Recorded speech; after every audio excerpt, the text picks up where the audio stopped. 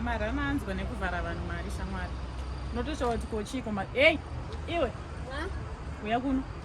Kushaura kuti maZimbabweans vapindwa nemweya upi mwana shamwari yanga akavharwa 400. Mira ndokufonera mamanje. Muchaita zvekufona. Alright. Yes.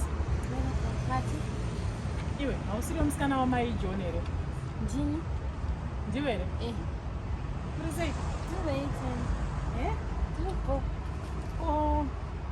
Unozotika ndaiti ndichada kukuona.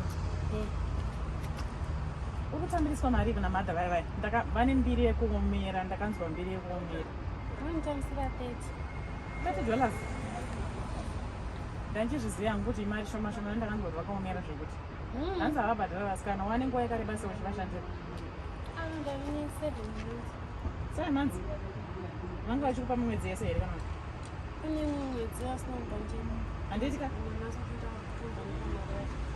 Wow.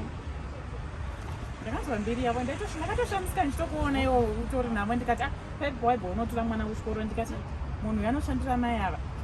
Ukaimogara papi? Indogara paimba ichinamba 4 kubva pamupavo paipa kuleft.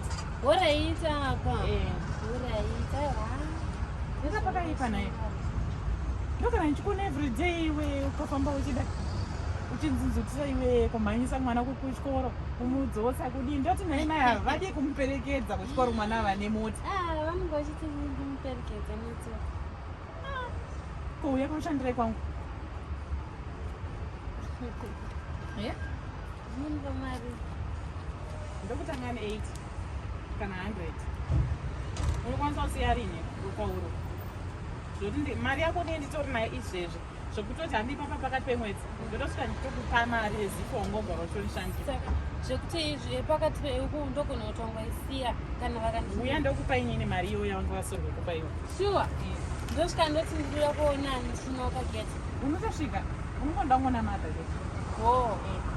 alright maita basa ndinouya mangwana ndichisvika nditosvika ndotongoorati mai varwara urati mai varwara wotodi wotouya umba kwangu ukashandira vanhu vasingabhadhari $30 mukore uno maita basa iwo ngotauro ndikuenda kupima unongonditona namba dzako unekona fona ndi mina nditore dzako ochi 078 024 7788 maita basa ndokufonera nditi iripo iwo zotaura kuti uri kunoshanda pamuka unenge wamakisa aiwa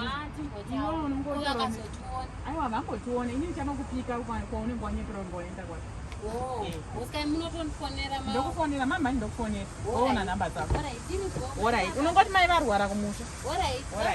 Alright.